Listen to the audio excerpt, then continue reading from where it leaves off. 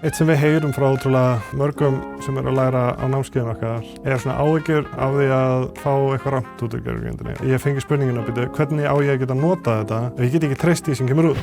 Vertu hjartanlega velkomin, Málfríður. Með mér í dag verður Málfríður Anna Eiríksdóttir, góð vinkona mín og fyrrum samstarfskona hjá Veitum.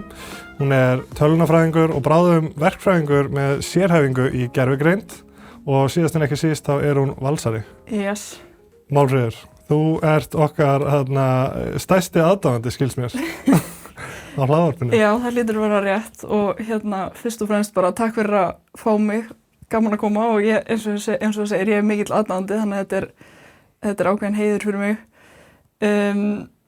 Og já, bara ógeðslega gaman að koma, bara gaman að fylgjast með því sem þið eru að gera og eins og þú segir, ég hlusta á hlaðvarpin og nýt þess. Já, æðislegt. Mikið fróðlegt og mikið skemmtilegt. Ég væri nú aðeins til í að leyfa hlustendum að kynnast þig betur.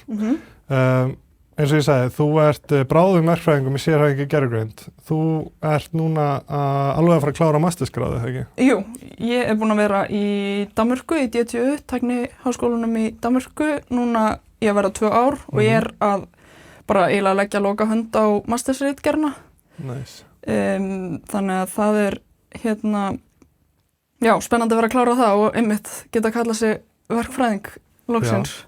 Sko, gaman að segja frá því að þetta nákvæmlega sama nám af mastersnám og ég fór í og ég held að ég hef gefið meðmæli að þetta væri gott nám. Klálega. Og ég vona að það hafi reynst að vera satt. Staðið undir væntingum. Já, það búið að gera það sko og já, eins og þú segir, þá vorum við að vinna saman á þessum tíma þegar sem að ég var svona á milli, búið með BS sem sagt og eitthvað. Búið með 2 BS? Búið með 2 BS, já.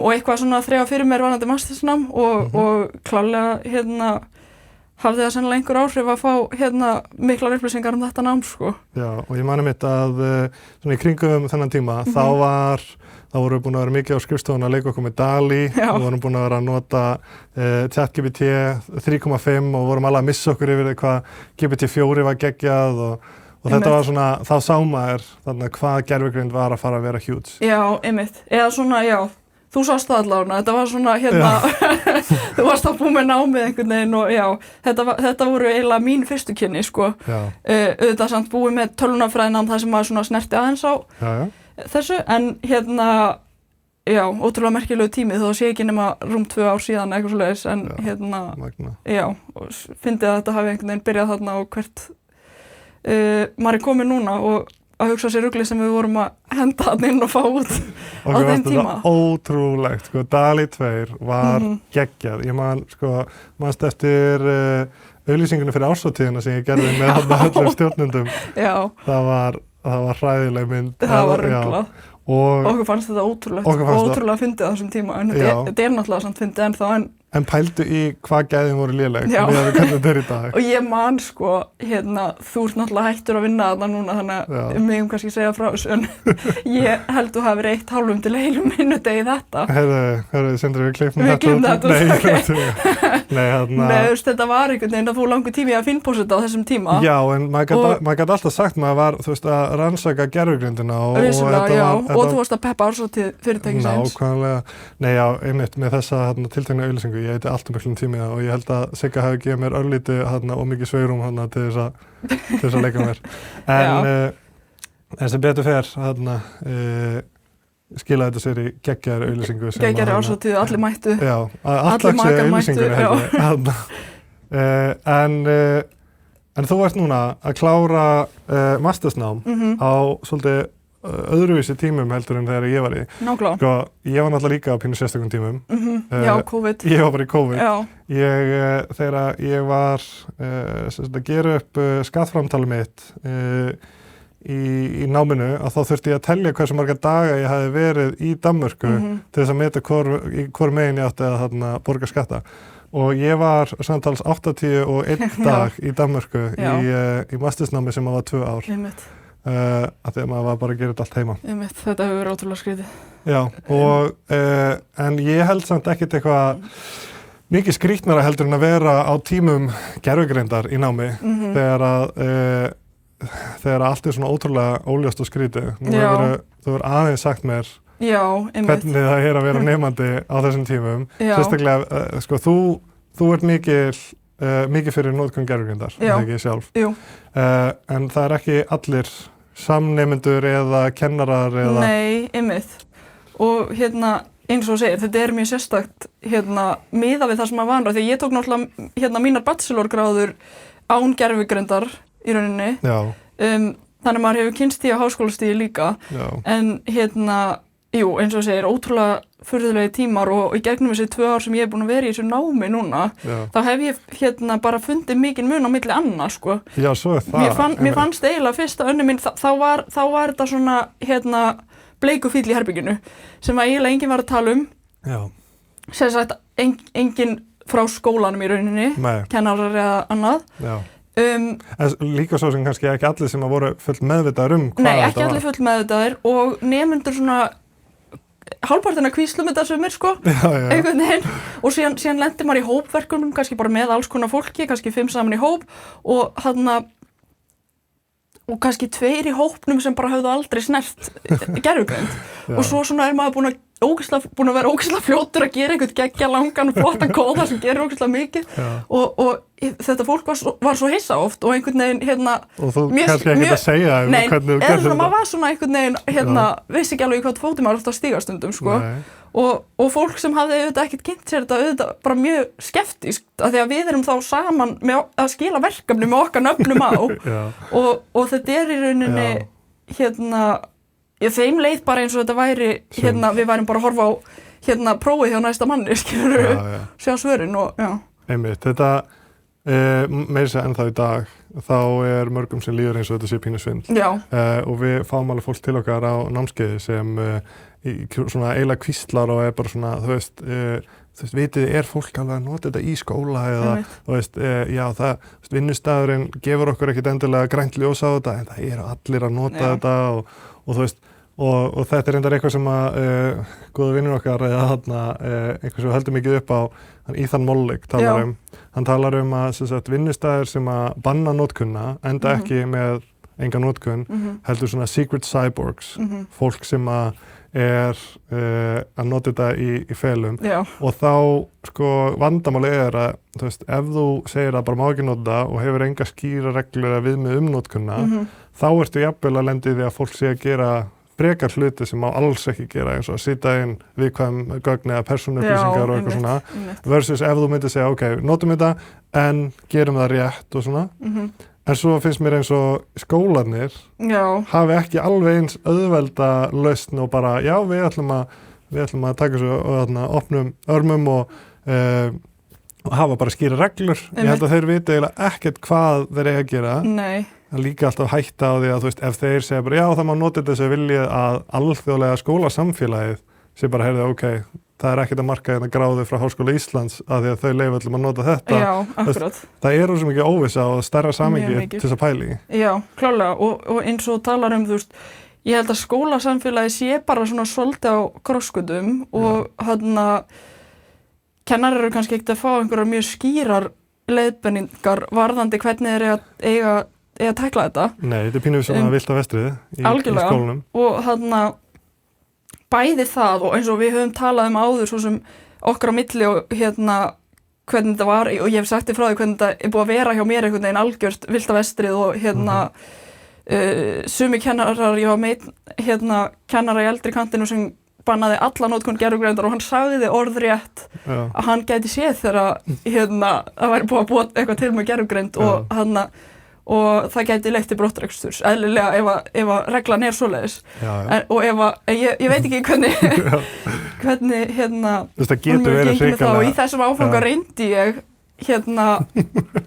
svona sniðganga gervigreind, allavega ég reyndi að sniðganga það að vera búið til texta með gervigreind en auðvitað þegar maður þetta var eiginlega starffræðafangi sko auðvitað getur maður bara nota hana til þess að hjálpa sér að skilja og læra og ég veit ekki hvernig hann ætti svo sem að komast að því sko en já, þetta algjörlega krossgötur og líka sko fyrir nemendur ég hugsa oft sko að því að eins og ég sagði, maður tók sitt grunnnám eða BS í án gervigreindar. Sem magna pæli að maður hafi náð því á þess að hafa gervigreind. Já, og ég hugsa oft svona, þú veist, mér finnst það óslega gott að vera með góðan skilning á þessum verkfræði áfengum eins og stærðfræði 1 og 2 og eitthvað svona og svona þetta hefur gagnast mér rosalega mikið í öllu áframhaldi og síðan svona hugsa ég núna mín yngsta systir að byrja í grunnnámi í verkfræði og það náttúrulega, það einhvern veginn áhugavert að fylgjast með því líka að því hún fær allt öðru sér skilning á hlutunum. Já, ég var með svona blendað tilfinningar undir lokinu náminu þegar þetta var að detta inn þessa tækni. Annars vegar var ég bara, hvað hefur verið næs að hafa þetta meðan ég var að skrifa mastersverkefni en hin hliðin var svona pínu þakklæti af því að ég neyddist til þess að læra þetta á erfiða háttinn og lærði þetta svo ótrúlega djúpt og ég á svona erfitt með að ímynda mér að ég hefði náð að skilja hlutina alveg eins vel án þess að nota tæknina en þó veit ég það samt ekki. Ef maður er samviskusamur þá held ég þetta sé líka geggjaður kennari og hjálpar að læra hluti hraðar. Algjörlega. Og ég hef oft svona eiginlega lýst því þannig að þegar þú ert að læra eitthvað eitt nýtt þá þarftu oft að læra 20 ótengdar hluti eða eitthvað þegar þú ert að kynna þér eitthvað viðfangsefni þú ætlar að læra hvernig þú ert að gera þetta en í leiðinni þá þurft að lesa einn að kafla þar sem er farið 20 aðra hluti akkurat. Sem er ekki eins gagnlegir þannig að þetta er ótrúlega svona óhagkvæm leið til þess að læra þennan hlut auðvitað er best að fara beinustu leiðina og læra þann hlut beint en svo gagnast þessi óbeini lærdómur okkur líka samt seinna á óvænta vegu. Já. Þannig að þetta er ekki eins skilvirkt en þetta hefur sína kosti líka að læra á gamla mátan. Já, klálega og eins og ég segi, maður er einhvern veginn svona einhvers staðar mitt á milli. Mér líður ekki eins og ég hafi fengið djúpan skilning á öllu efni og ég fekk í grunnnáminu út af þessu. Það er alveg áhugavert. En samt svona öðruvísi færni einhvern veginn. Ég upplifði samt líka smá bara mun einmitt á mastersnáminu var að, og líka kannski er það Danmörk eða bara þessi tiltekni skóli, kannski er það munun á BS og mastersnáminu, það er alls konar hlut sem breytast. En ég mér finnst þess að með gervigreind að þá verður færar í að svona get shit done. Það er að segja að þegar þú þarft að klára eitthvað og gera eitthvað rétt að með gervigreindina ertu fljótari skilvirkar og allt það og það gagnast þig fáránlega mikið í vinnu eftir á. Ef þú ætlar svo að nota gervigreindina í starfi. Þannig að ég myndi segja að maður er ekki eitthvað minna skilvirkur eftir námi en þú ert kannski ekki alveg eins fróður á svona hátt sem að þú tekur alveg með þér heim svona í fæinu. Mér finnst svona, þú veist, áður fyrir hefði maður kannski geta þulið upp starffræðisannanir einhvern veginn bara eftir minni einhvern veginn og maður spyr sig í dag hversu mikill ávinningur hversu gagnlegt er það en þú veist, mér finnst svona það svolítið farið frá mér sko, það er svona, og það er svona, er það eitthvað sem maður saknar? Já, svo er það náttúrulega punkturinn og einmitt, hversu gagnlegt er það sko. Og sko, ef maður hefur ákveðið mikið svona capacity til þess að læra nýja hluti og til þess að svona græða á tímanu sínum, veist, að þá fyrir alla þessa auka vinnu sem fór ekki að læra einhverja sannanir og einhverja svona hluti sem gagnast mann ekki, að þá varstu mögulega að læra eitthvað annað mun hægleikara. Þannig að þú veist, ég held ekki að þetta sé að skila af sér endilega svona eitthvað minna áhrifaríku fólki. Ég held að þetta sé sem að skila sér í öðruvísi skilsetti og hafa í rauninni, hafa lært á gamla háttinn, á gamla mátan og svo að læra að nota gervigreindina er held ég best of both worlds af því að þá get ég verið skilvirkur hafandi lært á gervigreindina en líka með þessa dýpirþekkingu þannig að það er svona þau tímamót sem er ágættur tími til að hafa klárað þetta. Já, einmitt. Svo man ég samt reynda líka af því að fólk er kannski efast hversu góði nemendur eru sem útskrifast með aðstoð gervigreindar að það var líka verið að pæli því hversu góði nemendur eru sem útskrifast úr COVID. Já, ég man eftir því. Það er eitthvað svona, ok, þú útskrifast þarna í COVID, þannig að þú veist bara staðið fallið eða kennararnir voru að gefa léttari próf eða eitthvað svona. Já. En það er alltaf þessi áhyggja að þessi hópur eða þessi árgangur sé eitthvað verið. Algjörlega. Maður svona lítur smá hornauga á fólki sem var að taka erfiðustu áfangana bara í COVID sko. Ætlaði að vera svoleiðis líka þegar reiknivélar komin í skólana bara vá, stærðfræðingur sem nota reiknivél guð þá ég myndi ekki treysta honum til að reikna raskat. Örugglega. Það voru ekki margt fleira sko. Já, tölvur og einmitt. En svona er þetta, tæknin breytir hvernig við gerum hlutina en Sko, en svo náttúrulega, þú talar að þetta var sérstaklega mikið svona vilda vestri í byrjun. Finnst þér þetta hafa verið öðruvísi núna undir lokin á náminu? Já, allavega finnst mér standardin vera orðin þannig að flesti kennarar setja fram einhverjar væntingar varðandi gervigreindarnotkun og hvernig við meðhöndlum það og hvernig við getum heimilda og fleira. Já. Þannig að einhverju leyti, það gerir þetta ekki allir kennarar en flestir, en samt upplifi ég það ekki ennþá þannig að það sé bara að þetta sé alveg skýrt. Nei. Þetta svona hvernig maður á að nálgast þetta. Þetta ekki alveg eins mikil þoka og var fyrst það svo bara vissir ekkert. Alls ekki. Okay. Og svona standardi núna í þeim verkefnum sem ég hef verið að vinna undanfarið árið kannski. Ég myndi segja að flesti kennarar hafi verið að segja manni að skrifa í viðauka einhverja punkta eða smá málsgreinum hvernig þú notaði gervigreind sem náttúrulega rosalega loðið samt sko. Og þetta þú veist, ég einhvern veginn myndi einhver skrifa, ég notaði 2 kvaðningar og fekk út þessa skýrslu og veit ekkert hvað í henni. Nei, þú veist, það sem að ég hef verið að skrifa hefur verið eitthvað svona, ég notaði þetta mótil til að hjálpa við forritun og til þess að yfirfara texta og bla bla sko. En svo fær maður ekkert nákvæmari leiðbeiningar en það. Finnst þér eins og kröfur eða væntingar kennara hafi aukist, þar að segja að þau líta á þannig að því að þú ert með þetta öfluga tól, að þá geturðu leyst fleiri verkefni, erfiðari verkefni, eitthvað svoleiðis. Finnur þetta ekki leiti? Nei, ég upplifi það ekki. Nei? Ég upplifi það að þetta sé ennþá, nei, ég upplifi það ekki. Að þetta sé ennþá bara á sama stað og þetta var áður en gervigreindin kom, en þetta hlýtur náttúrulega á einhverjum tímapunkti síðan að námið einhvern veginn að þróast. Því ég man að þegar heimapróf verðu algengar í COVID, að það var bara og gerum við prófin erfiðari að því að við gerum ráð fyrir sem tölvu og bækur og allt þetta. Svo endaði maður með eitthvað próf þar sem að ég held að enginn hafi náð að leysa meira en helmingin af bækurinn. Það var bara erfiðast sem ég hafi tekið. Já, nei, mér finnst verkefnin ekki vera búin að þróast þá átt að manni líði eins og kennararnir gerir ráð fyrir að maður sé að nota mikla gervigreind.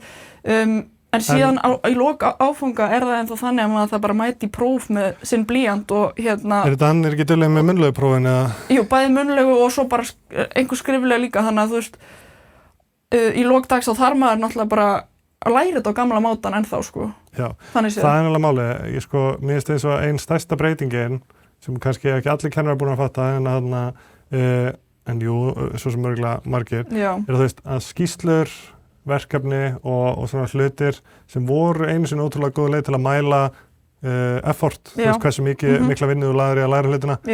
Þeir eru ekki lengur góð leið til að mæla effort. Og núna þá þarftu svolítið að testa fólk með því að hafa þau á staðnum og svona gefa þeim ekki séns á að svindla eitthvað.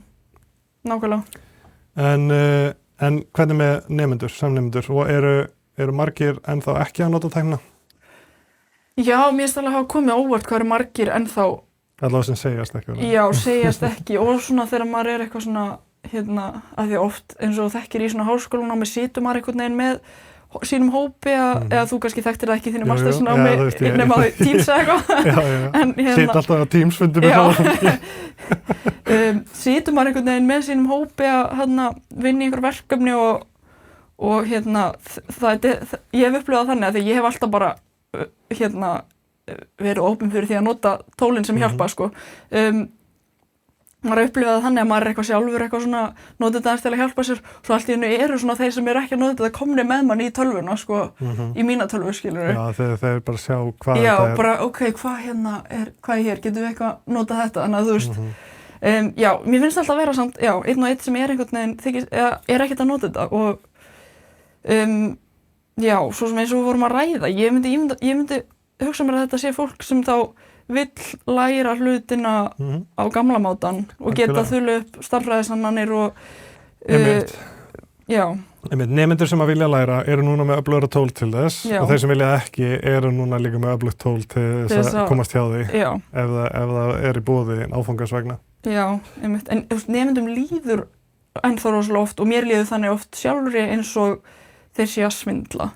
Hvað finnst þér núna af öllum þeim nálgunum sem við séum frá kennurum? Hvað finnst þér að vera besta leiðin til þess að setja reglur og viðmið og svona frá kennurum? Hvað fannst þér læra mest frá eða hvað fannst þér hvað líkaði þér best við? Já, góð spurning. Mér líkaði klárlega ekki best við hennan kennara sem bannaði þetta alveg gjörsamlega. Mér finnst þægilegt þegar kennarinn kemur bara í fyrsta tíma annarinnar og ræðir þetta opinskátt og sérstaklega fílaði þegar kennarinn þekki bara vel tólin sem í boði sko og getur einhvern veginn svona rætt þau sko. Þannig svona einhver svona framsækin nálgun sem tekur til tækninnar en finnst þér verra ef að það bara þið megi gera það sem þið viljið? Finnst þér það ef það bara gert ráð fyrir að þú notir gervigreindin í allt? Já, kannski. Mér finnst allavega mega sens að maður þurfi að sko taka fram hvernig maður notaði gervigreind við verkefni sko og já, mér finnst maður bara svona smá hömlulaus ef maður má bara, ef maður fær það einhvern veginn, notið þetta bara allt og bara skilja í verkefninu, skilurðu. Já, bara draga ein verkefnið og segja solve this. Já, ég get ekki ímyndað með hvað leiðilegt fyrir kennar að fara yfir svoleiðis verkefni. En talandi það, hvað finnst þér, hvernig það búið að vera með kennara og yfirferða verkefnum? Veistu til þess að margir kennarar séu að fara yfir verkefni með gervigreind eða? Nei, ég veit það ekki. Ég ímynda mér að það sé einhverjir að því. Og ég enda var dæmatímakennari í HR áður en ég byrjaði í mastersnáminu og þar ég ekki lengur í HR eins og þú ert ekki lengur í veitum. Of seint fyrir að taka gráðuna tilbaka? Ég veit það ekki. Þar var ég mikið að fara yfir verkefni og auðvitað gat ég notað einhver gervigreindartól til þess að flýta það eins fyrir því sko. Þó að maður auðvitað allavega ekki á þeim tíma var ég ekki að setja inn og segja bara gefðu þessum nemanda einkunn sko. En ég var að því fyrir 2,5 ári eða eitthvað svoleiðis, þannig að, já, kannski 2 árum, þannig að ég ímynda mér nú að einhverju kennarar séum farnir í það, en já, erfitt að segja samt, Það kannski, sko, líka sko riski, ég veit á að vera huglægt mat og eitthvað svona það sem treystir bara gervigreindinni, en ef þetta spurning eitthvað svona, ef þú tjekkar í öll þessi box og þú fær gervigreindina til að gera það og getur tjekkað hvort það sé rétt og svona, þá þetta ekki á eins gráusvæði? Nei, ef þetta svona, þú veist, fara yfir einhvern kóða og hvort hann sé rétt uppsettur og svona. Ætli að sé að þetta svara sko við kennarar sem að gera kröfum, þú veist, próf á staðnum eða munnleg próf eða svona, þeir eru þannig að tryggja að þú getur ekki svindlað. Ætli nemandi myndi skila inn verkefni handskrifað þannig að kennari geti ekki bara drag and droppað PDF-in til þess að tryggja að það sé raunverulega farið yfir verkefnið. Já, það góð hugmynd, ég hef aldrei mikið svo hugmynd. Snúa aðeins við. Snúa aðeins við, kannski skila í mastersritgerðinu minni einhvern veginn þannig. En, já, handskrifaði dags. Já. Vá, fyndið. Já, það þá byrja strax, sko. Einmitt. En, já, sko, eitt sem við heyrum frá ótrúlega mörgum sem að læra á námskeiðum okkar, svona áhyggjur af því að fá eitthvað rangt út úr gervigreindinni og veist það svona, ég fengi spurninguna hvernig á ég að geta notað þetta ef ég get ekki treyst því sem kemur út. Við höldum svolítið fram að þú veist, ef þú ert meðvitaður að það getur komið vitleysa út úr þessu og haga þér á viðeigandi hátt í svona svara við það að þá þarftu ekki að brenna og ég hef aldrei brennt mig á einhverju vitleysu sem kom út úr gervigreindinni af því ég alltaf svona smá vakandi fyrir. Finnst þér eins og að það sé ert þú einhvern tímann búin að lenda í vesenni í einhverju verkefni þar sem þú treystir á gervigreindina eða veistu af einhverjum samnemendum sem bara copy-pasteðu og í textana að stóð bara as a large language model þá get ég ekki hjálpað með þetta? Nei, ég veit ekki á neinum sem hefur skilað verkefni þannig að vera hryllingur. Ég veit ekki hvað maður myndi gera, en Þannig þetta ekki allavega að þú vitir eitthvað stórt vandamál að fólk sé að skila bulli frá gervigreindinni? Nei, ekki svo ég viti, sko. Nei, að því sko, mér finnst þess að þessi áhyggja fólks sé þú veist, svolítið íkt með hvernig raunveruleikin bæði fær maður ekki það oft rangt út úr þessu og svo þegar maður fær það þá er það oft mjög augljóst eða auðvelt að tjekka. Já, einmitt. Ég pæli bara svona í þessu frá námslegu hliðinni hvort að því að það er að læra eitthvað nýtt og það sem þú þekkir ekki viðfangsefni og það væri kannski auðveldara að samfæra þig einhverja vitleysu sem þú ert ekki nógu frá því viðfangsefninu til þess að fact-checka. Sko, jú, sennilega hefur maður nú einhvern tímann verið að gleypa einhverjar upplýsingar sem eru ekki ég er ekki alveg réttar, sko. Já. En eins og þú segir, maður reynir líka að vera meðvitaður og mér finnst maður með tímanum verða betur og betri í því og fljótari að sjá hvort maður sé að fá einhverju algjör steypu eða hvort þetta sé bara eitthvað sem maður getur treyst á. En að því þú spyrð hvort að ég hafi brent mig á því að fá algjör steypu út, ég held ég hafi ekki gert það, sko, illa okay. En ég held ég hafi mjög oft verið nálægt því og kannski svona aðeins farið nálægt eldinum og svitna smá eða skilurðu, kveikt kannski smá í hárinu og náðu slakka eða eitthvað. Já, ég held ég hafi kannski oft verið frekar nálægt því en svo bara verður maður einhvern veginn betri og betri í þessu og meðvitaðri. En það er auðvitað ótrúlega þú þekkir það náttúrulega úr námi að stundum hefur bara endalaust að gera og einhvern veginn það er það sem ég ímynda mér að sé mesta áskorunin að þegar þú hefur auðveldu leiðina út þegar þú getur svona mér langar svo að fara í vísindaferði í kvöld en ég verða að læra að þá er svona en ég get skila verkefninu og fara í vísindaferð ef ég bara nota gervigreindina að þá byrja að vera freistandi að svindla eða að allavega gera þetta hátt sem þú lærir ekki eins mikið og ég veit að mjög margir uppteknir háskólanemar myndu alveg bara vera fáránlega til í að nokkru sinnum að sleppa harkinu klálega og háskólanemar bara í vesenni og þú veist maður þekki það alveg og þetta er svona þú veist ég man í mínu bachelornámi þá á ég eitt frænda sem var búið með námið nokkrum árum áður og svona þegar ég var í þessum sporum á þeim tíma þá ringdi ég hann og baði hann að koma skilurðu og hjálpa mér aðeins en að kenna mér skilurðu en þetta er svona súleið núna en hún er, þú veist, maður er ég þekki frænda minn vel einhvern veginn en maður er svona alltaf að kynnast þessu meira og meira og verða meðvitaðri, sko. En segð mér aðeins, nú ert þú að gera mastersverkefni. Já. Ertu til að útskýra aðeins svona hvaða snýst allavega það sem að þú mátt segja? Já, sumt að þessu sem ég er að vinna með eru einhverju leyti trúnaðarupplýsingar þannig að ég get ekki held ég droppa öllu sko en í grunninn er ég svo ég fari kannski bara í forsöguna þessu þá eins og þú sagðir í byrjun þátt að þá er ég valsari og hefur mikið áhuga á íþróttum og fótbolta og þegar ég var einhvern veginn að fara á stað í að skipuleggja mitt mastersverkefni þá hugsaði ég með mér að það verður ótrúlega gaman sem svona það síðasta sem ég geri þessu námi einhvern veginn að prófa tengja mitt aðaláhugamál aðeins inn í það sem ég hef verið að læra sko og þannig að ég fór einhvern veginn að reyna að finna mér leið til þess og það var að því að mitt mastersverkefni snýst að gera svona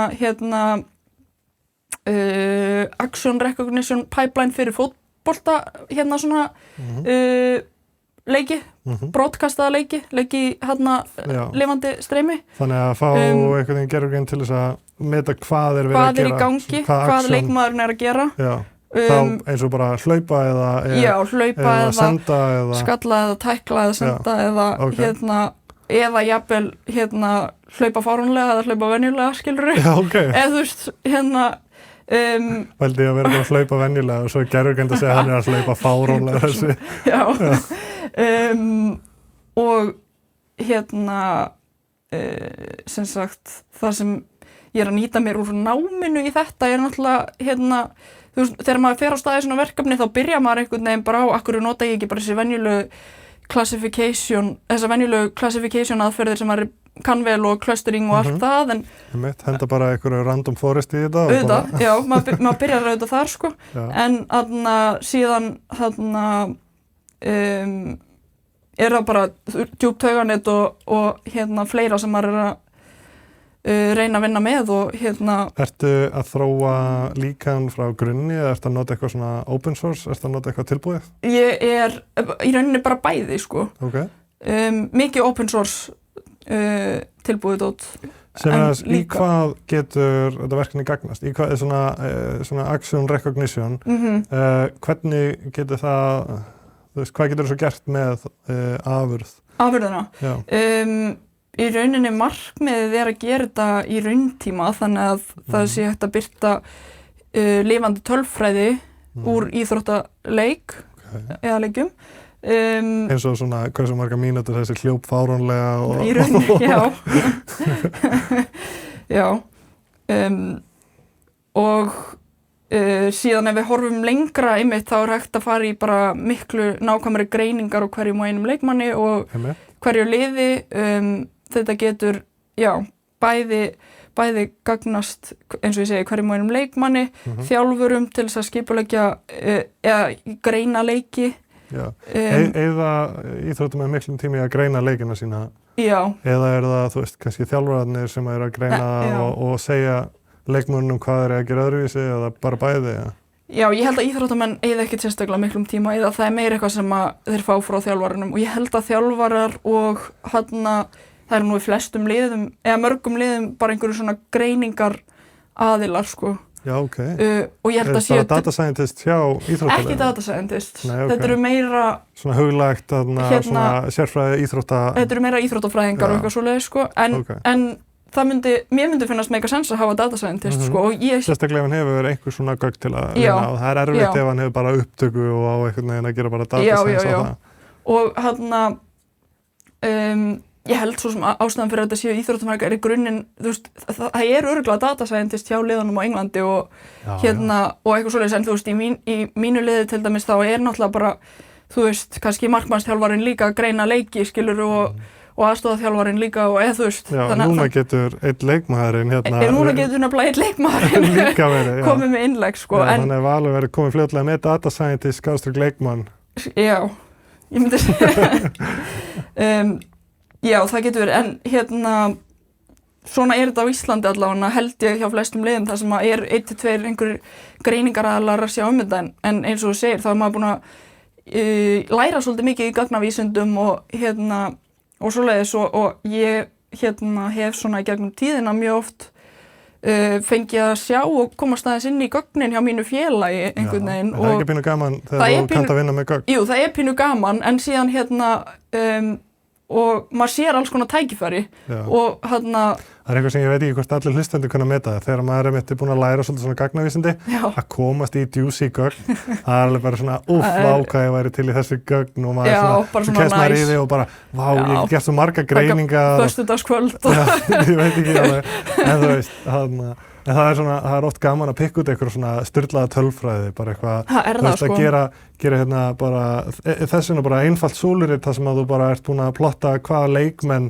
hlaupa mest eða bera á saman og hver er með besta hlutfall af hlaupi versus possession og bara þannig að þegar þessi hlaupur, þá er hann eiginlega alltaf með boltan og komast að eitthvað svona sem að er mjög áhugavert að vita. Klálega, og það er nefnilega akkurat, í mörg ár búið að vera safna miklum gögnum, bæði þarna hlaupagögnum og svona hreyfingagögnum og taktískum gögnum eins og sendingar hlutvöllum og öllu þannig, sko, og það eru ýmis tól og fyrirtæki sem eru að bjóða upp á þannig lausnir, sko, en mér hefur samt alltaf fundist þetta magna gögnum vera mjög vannýtt, sko. Já, klárlega. Það er mitt málið, þú veist, þegar þú ert með geira svona sem er svona lítið nördalegur, það er að segja að það eru ekki margir vísindamenn og svona endilega, þú veist, þú veist með kannski frekar fáa atvinni fótboltamenn sem eru líka vísindamenn. Já, og í grunninn er þetta bara fólk sem er einhvern veginn að hafa gaman í sinni íþrótt, skilurðu. En svo held ég til dæmis, ef mér skjáttast ekki, við reyndar erum með tæknimann sem getur staðfestið ekki, að í formúlunni, það er aðeins nördalegra sport. Áhugamennin er ekki duglegir að leika sér í tölfræði og gögnum og þessu? Jú, mjög. Það eru til bara dedikeraðar heimasíður margar með bara öllum gögnum, æfingum, tímum, bensíni sem var á tanknum á gefnum tímapunkti og allt, sko. Þannig já, það einmitt, ég held að því svona spurningar eins og hann sagði, ég veit reyndar ekki hversu mikið á þessi heyrðist í mækinn, en einmitt, það mjög mikið þetta í formúlunni. Þannig að það svona spurningum markhópinn, áhugamennina og svona hvað gert í gögnin, sem þýðir samt að ef þú ert eitthvað svona óvenjulegt kombo, þú ert data scientist og fótboltakona, þá eru tækifærin svolítið mikil að blanda saman einhverju sem fáir aðrir að blanda saman. Það að segja að það munur kannski vera fáir sem að leggja áherslu akkurat þetta á Íslandi til dæmis. Akkurat. Þannig að það svona sjaldgæf kombo getur verið mjög verðmætt. Já, klálega. En ef þú ert eins og ef þú ert data scientist og áhugamaður hlutabréf, það bara einn af 100 milljón. Akkurat. Já, einmitt, og þetta var eins og segir svolítið svona það sem að dreif mig inn í þetta mastersverkefni, sko, og ekki endilega eitthvað sem... Að vera einstök þá. Já, nei, að prófa að tengja þetta saman, sko, og það ógeðslega gaman að því að í gegnum allt ég hef alltaf verið að spila fótbolta, þá hefur þetta verið algjörlega sikkur parturinn í mínu lífi, sko. Já. Maður í einhverju námi og svo þarf maður að ljúga einhverja kennaranum til þess að geta drifið sig á fótboltaæfingu. Hvor alvöru líf og hvor leynilífið. Já, nákvæmlega.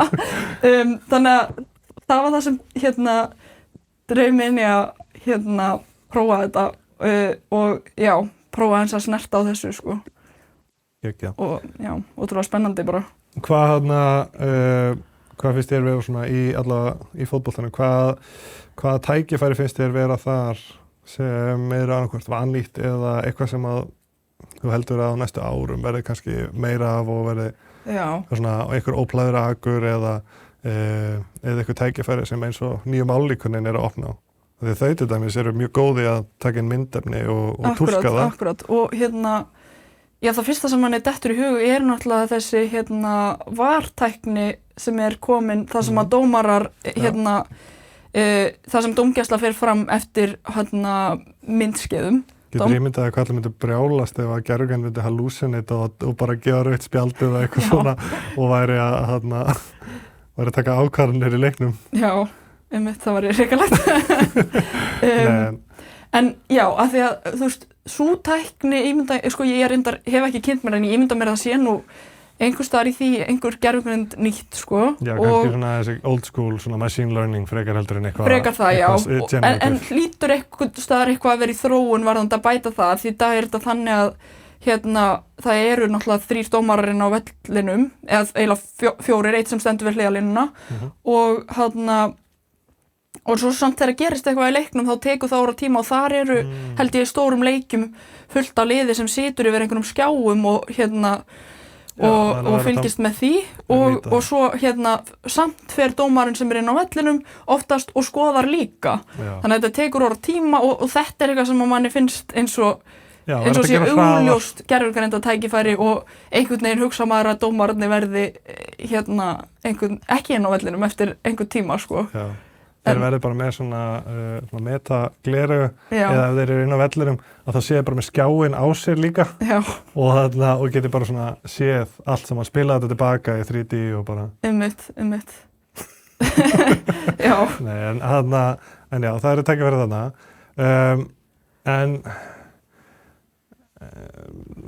Síðan líka náttúrulega bara það sem ég var að segja með öll þessi vannýttu gögn. Það finnst mér vera svona tækifæri, skilur, og það ótrúlega margir byrjaðar eitthvað að vinna með þetta eins og ég segi, sko. En þar finnst mér vera bara mikil tækifæri. Svo því að bæði þá að búa til gögn með aðstöðgerðugreindar og að gera svo eitthvað með þau. Gera eitthvað með þau, einmitt, búa til eitthvað virði úr þeim. Einmitt, eflaust einhverju sem eru til í að fá ítarleg gögn til þess að hjálpa þeim í svona íþróttaveðbökkum, spá fyrir hvaða lið vinnur ákveðin leik út frá þeir hafa komið staði að þegar að það er lið með leikmenn sem hlaupa mikið á móti leikmennum sem að eru með mikið possession að það komboð er eftir aukvöld eitthvað svona mynstur sem að hjálpa þeim í þessu. Og ég varst ekki að það sé eitthvað liða að gera það sko. Það er náttúrulega bilaðar upp þær í þessu, þannig að mikil hvati til þess að taka betri ákvarðanir. Mjög áhugavert hvernig þessir svona, það er eiginlega pínu fyndi hvað svona þessi svona gráðu peningaheimar, þeir tróða sér inn í allt. Þeir svona leika inn í þetta allt. Já, og nýta alla tækni mjög fljótlega, en það er samt sem áður líka oft spennandi því að þá sitja þeir peningi að þróa eitthvað, gera betra, sem kannski svo nýtist annars staðar. Já, akkurát. En já, svo ert þú núna á leiðinni að vinna aftur í að veitum. Akkurát. Nei, það ekki? Jú.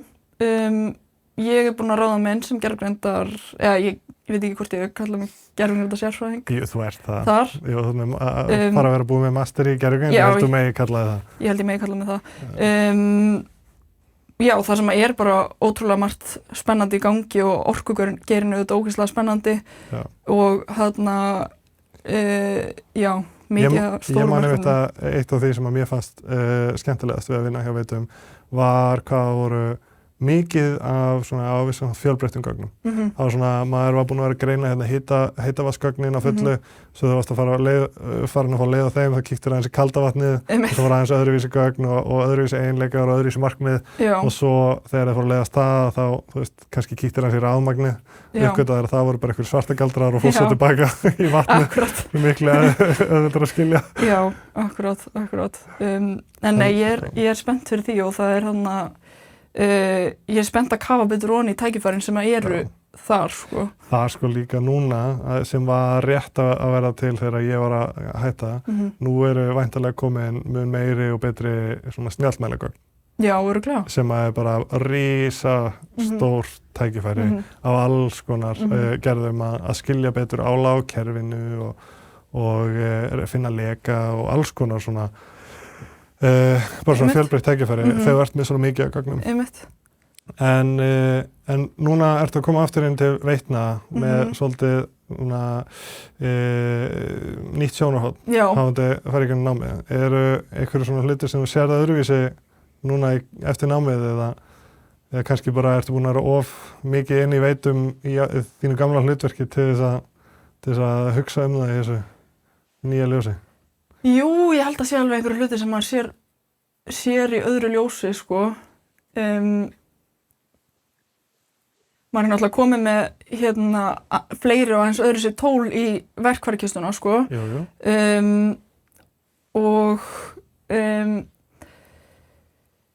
Já, þegar ég var þarna áður þá var ég einhvern veginn svona, oftast mjög fókuserð á bara eitthvað eitt, sko. En þarna ég hugsa að núna verður maður að horfa svona meira í reyna að horfa yfir allt og meira sko. Sko svolítið fjölbreyttari tækifæri og kannski minna bara að leysa þessa einu eða svona tvær típur af verkefnum sem að þú ert búin að sérhæfa því. Akkurát. Þú varst náttúrulega í svona hermilíkunum. Já, einmitt. Ég var í því mikið fyrir hitaveitu en hann var svo fráveitu líka. En nei, fyrir utan það bara finnst mér einhvern veginn þessi eins og ég er bara ógeðslega spennt að fara aftur inn á vinnumarkað og sjá hvernig hlutirnir eru 2 árum seinna, skilurðu, og hvernig maður er að nálgast verkefnin með öðrum hætti, sko, að því að svo ógeðslega margt búið að breytast. Og verður að leiða mér að heyra hvernig hlutir eru búin að breytast af því að ég hann alltaf aðeins lengra einmitt, það er líka svolítið síðan ég var að vinna þarna. Já, akkurát. Og það er áhugavert að vita að því að tæknin þróast svo hratt og maður velti fyrir sig hversu hratt vinnustæðurinn er að halda í. Einmitt. Að því að ég man allavega að Orkuveitu samstæðan var ágætlega fljót í innleiðingu á alls konar svona gervigreindartækni. Já. Allavega með við mörg önnur fyrirtæki sem að ég hef síðan maður upplifir að hún sé framsækin og einhvern veginn í því að og opinn fyrir nýjum lausnum sem að koma að gagni. Já, það er svolítið svona sem við höfum tekið eftir er að það er svona ákveðin stærra fyrirtækjum sem að hentar okkur best til þess að aðstoða á þessa vegu. Sko, ef fyrirtæki er oflítið, þá er rosalega erfitt fyrir þau að ætla að vera að þróa eitthvað svaka gervigreindarsystem og eða að ætla að setja mikið púður í eitthvað svona vegferð en svo þegar að fyrirtæki er orðið mjög stórt þá eru þau yfirleitt með heilu tækni teymin að vinna í þessu sjálf og við erum svona svolítið að hjálpa þessum fyrirtækjum sem eru þarna á milli sem eru þá kannski með eitthvað tæknifólk en ekki endilega sérfræðingi því sem við gerum þannig að horfandi mitt á orkuveituna að þá hugsa ég mitt það ekkert endilega fyrirtæki sem að þarf á okkur að halda af því að við vorum með svo öflugt teymi Já, þau eru kannski með þekkinguna bara en svo ótrúlega mörg fyrirtæki samt sem er ekki nógu stór til þess að vera með gervigreinda sérfræðinga þú veist innanhús Já, einmitt en það er svona mjög áhugavert að fá að fylgjast með þessum stóru fyrirtækjum Já, til þess að sjá hvernig stóru fyrirtækin er að gera hlutina þau eru ofta aðeins á undan á vissa vegu og kannski svona líka lengur að bregðast við á aðra vegu Já, einmitt oft meira svigrúm kannski til þess að kafa inn í eitthvað nýtt og taka smá sénsa en síðan eins og þú segir einmitt prófa 5 mismunandi hluti þar sem að minna fyrirtæki hefur efnað að prófa 1 einmitt en svo hægari á öðrum stöðum kannski en aðeins út fyrir vinnu og skóla svona að því að nú ert þú gervigreinda sérfræðingur og kynnir þið alltaf sem slíka ekki satt Jú, ég segi það áður en ég segi nafni mitt Já, eðlilega Svona eins og doktor myndi sitja á undan nafni sínu en þín upplifun svona, það sem ég langar aðeins að kafa þín upplifun af gervigreind það er að segja við ræddum það einmitt aðeins daginn að þetta er svo mikið flóð af upplýsingum, af fréttum en þú finnur þetta alveg að hvað það er erfitt að fylgjast með þetta Já, klálega og sérstaklega eins og núna þegar ég er að vinna mastersverkefni mitt þá er maður svona einhvern veginn að reyna að halda fókus og halda skipulagi og fara eftir og gera það sem maður telur sig eiga að gera síðan kemur alltaf inn nýtt tól einhvern veginn og maður er svona á ég ekki að prófa að færa mig þannig yfir og sjá hvort að ég fá einhverja nýjar hugmyndir og fleira sko maður hefur ekki eins og tíma til að prófa allt Nei, maður nefnilega hefur það ekki Hvað þá að læra að nota á eitthvað djúpan hátt og bera saman og ég tengi rosalega mikið Já, einmitt og Já, það er full vinna einhvern veginn að maður ætlar að ná að fylgjast með þessu öllu og skilja þetta allt saman. Meira, við erum hérna 3 að reyna að fylgjast með þessu og okkur stundu tekst ekki að fylgjast með öllu, sérstaklega að koma svona flóð. Akkurát. Og maður hefur einhvern veginn reynt að svona stundum að vera alveg á kafi og bara refressa allt mjög reglulega og vera mjög meðvitaður af því maður hefur auðvitað áhuga og svo líður manni eins og maður eigi að vera það einhvern veginn. Já, algjörlega. Og af því manni líður líka eins og það gagnist manni bara. En já, eins og þú segir, það er ekki hægt og maður fær þetta FOMO sem við höfum talað og eins og við ræddum daginn þá hlusta ég náttúrulega eitthvað podcast og stundum er ég að hlusta og þið eru búin að nefna einhverja 4 hluti í einum þætti sem að ég hef alltaf heyrt og það er svona svipuð tilfinning og ég held að sé svona svipuð tilfinning og þegar maður var í grunnskóla og kennarinn var svona að ganga á milli og aðtók hvort allir væri búin með heimavinnu sína og maður bara gleymd að gera maður bara, var heimavinna þannig að þú veist, maður fæði svona ég bara er ekki að fylgjast með en auðvitað er það ekki þannig, maður reynir að fylgjast með en ég held að hafi sérstaklega verið þegar þið voru eitthvað að tala agenta og eitthvað svona, þá nefndu eitthvað, það voru bara fullt af hlutum sem ég var að skrifa þetta nefnilega í notes. Ég var svona, þeir eru að tala þetta og þetta, ég veit ekki, skilurðu. Nei, og sko, ef þið langar líða aðeins verð, að þá náðu við alla að klóra yfirborðið. Nei, einmitt, ég veit það, þannig að maður fæði svona, bara maður fæði tilfinningar sem maður sé bara ekkert að fylgjast með og sé bara inn í einhverjum þú verður bara úreld. Helli, en sko, ég fæ allavega þessa tilfinningu oft, sko, og kannski þarf maður bara í framhaldinu að tilengja sér aðeins meira auðmýkt eða eitthvað skilur og maður þarf ekki að vita þetta allt saman alveg strax, sko. Lausnirnar fyrir þessa tæknibyltingu eru, sko, sálfræðilegar og heimspekilegar. Já, en já, maður þarf einhvern veginn, ég veit ekki einhvern veginn, hvernig væri best að fylgjast meðull og vera ókslega meðvitaður allt. Fylgjast með hlaðvarpinu. Fylgjast með hlaðvarpinu, en segðu mér, hvað eru þið, hvernig getið þið verið eins mikið up to date og þið getið? Já, sko, við náum ekki að fylgjast með öllu. Nei. Og þetta er með þess að, þetta alveg stundum vandamál.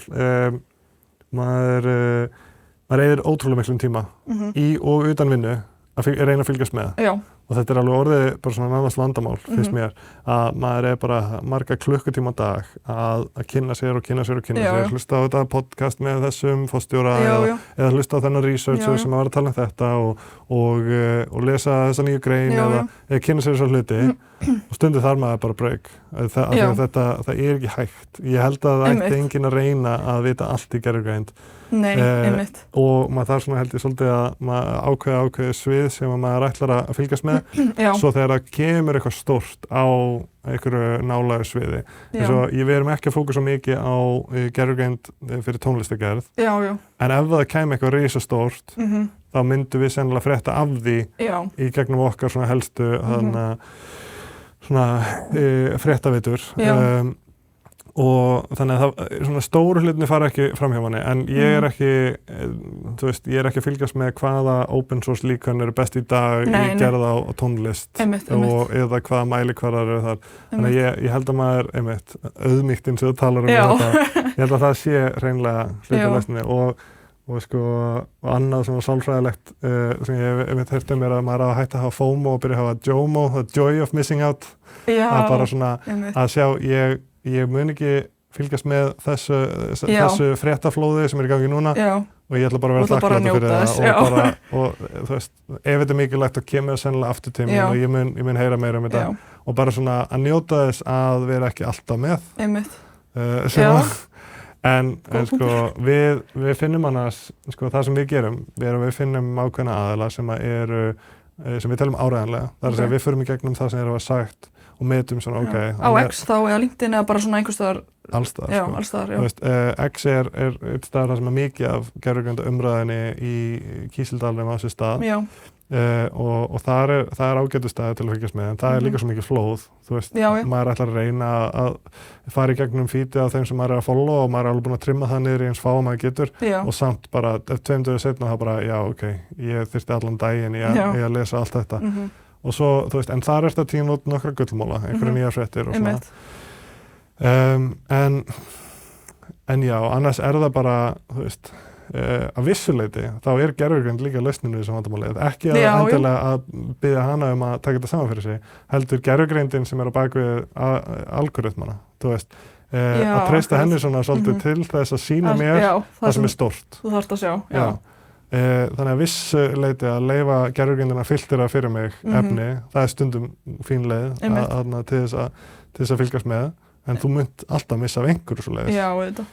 Þannig að það er bara svona svolítið forgangsröðun og að reyna líka að fatta þegar að ákveðni aðilar eru kannski bara meira hæp eða meira noise heldur en þeir eru upplýsingar og það er ekki þess verið að fylgja þeim af því að það er sjaldan sem að einhver einn er að fjalla hluti sem engin annar er að fjalla þannig að ef ég tek þennan út og þá er ég komið með aðeins betra svona signal to noise ratio eins og ég kalla þannig að það er engin töfralaust við miður.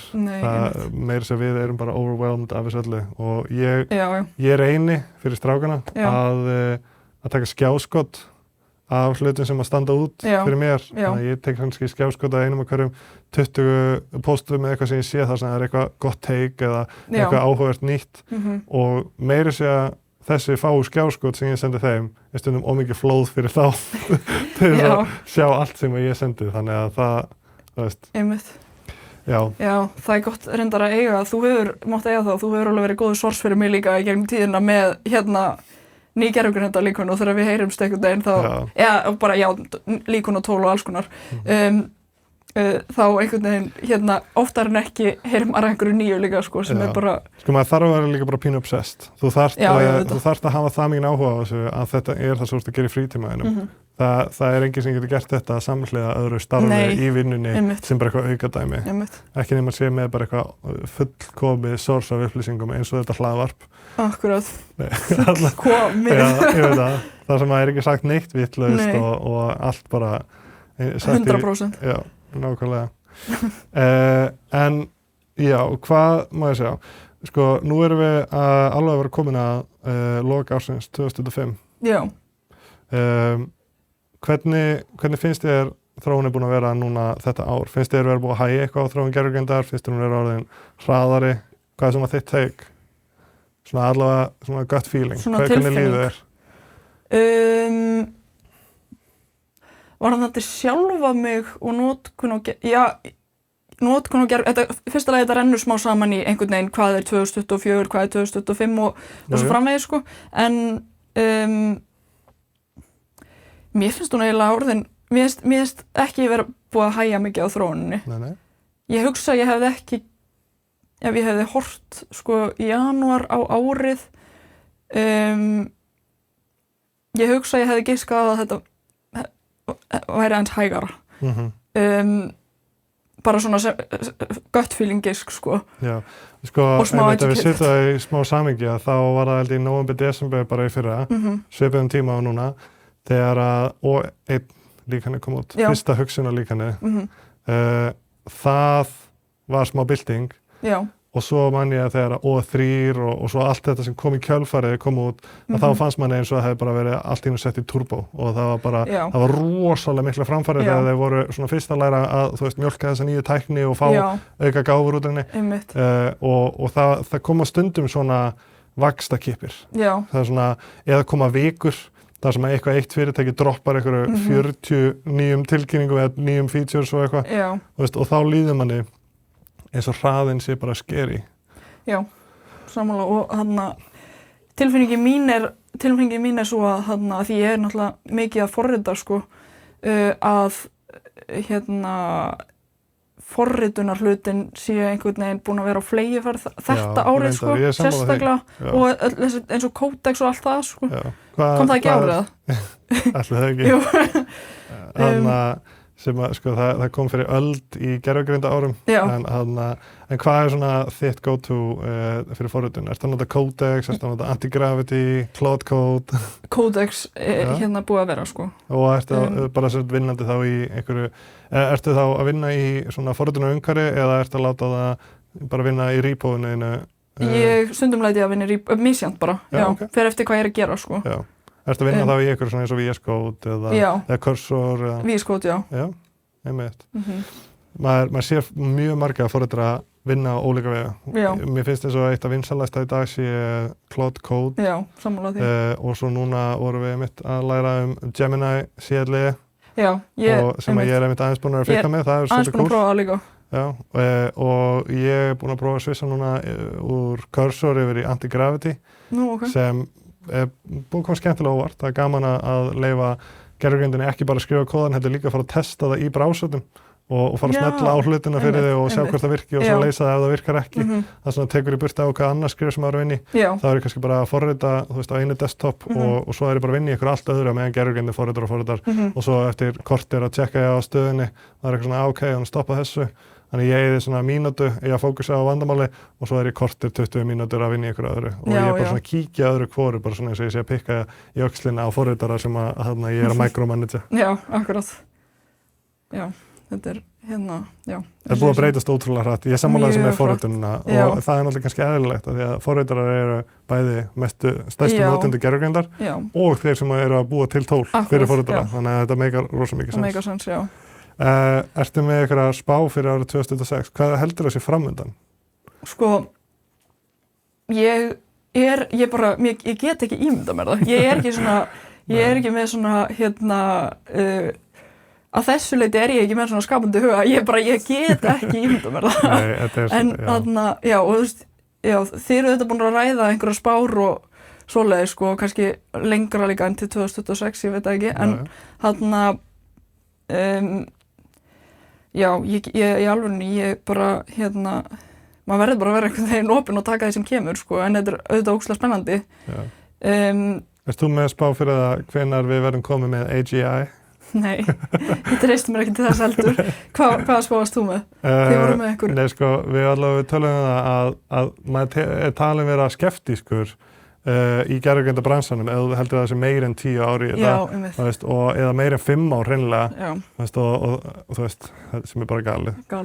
Já. Þannig að, já, en aðal vandamál að vera að spá fyrir þessu hvað fólk að nota ólíkar skilgreiningar og hugmyndir hvað þetta Akkurat, já. En ég held einmitt að það sem við munum hafa eftir 5 ár á eftir að vera bara ekkert í líkingu við það sem við höfum í dag. Ég held að ég eftir að af því að það er svona framfærinar, manni finnst það að aukast á hverju ári og byggja svo mikið ofan á því sem var frá árun áður og núna á þessu ári sáu svo margt ótrúlegt maður getur einmitt varla ímyndað sig hvað kemur næst en svo árið þar á eftir að byggja á þessu ótrúlega sem við getum varla ímyndað okkur og svo aftur gerist þetta og þetta byrjar bara að vera eins og þú veist, einhver svona alien framtíð sem er bara klálega, og þetta alveg scary og að þessu leyti, mér finnst þetta svolítið scary, sko eða bara mjög náttúrulega og þessu leyti get ég smá tengt við fólkið sem finnst bara scary að bara nota ChatGPT líkunum. Þú veist það er sama í rauninni nema bara einu stigi hérna kannski neðar eða ég veit ekki, eða aftar sem sagt einhvern veginn. Það veit ekki fara hún í. Þú kannski aðeins meira réttum yfir línuna sem svona svo sem að ert að innleiða tæknina frekar en ógnað af henni beint. Já, einmitt. Og svo að, þú veist, forritarar séu að svolítið búa til það sem að mun leysa þá sjálfa af. Klárlega, og maður getur ekkert einhvern veginn, vita hvernig það mun verða, sko. Nei. En eitthvað svona sem að þú vilt segja að lokum? Eða er þetta bara komið gott? Ég held bara komið gott, bara áfram þið, haldið áfram, ég held áfram að vera aðdáðandi. Já, takk fyrir það. Þeir eru flotti strákar. En ok, bara æðislegt, takk kærlega fyrir að koma og spjalla og Já, takk fyrir mig. Já. Skemmtilegt spjall. Geggjað.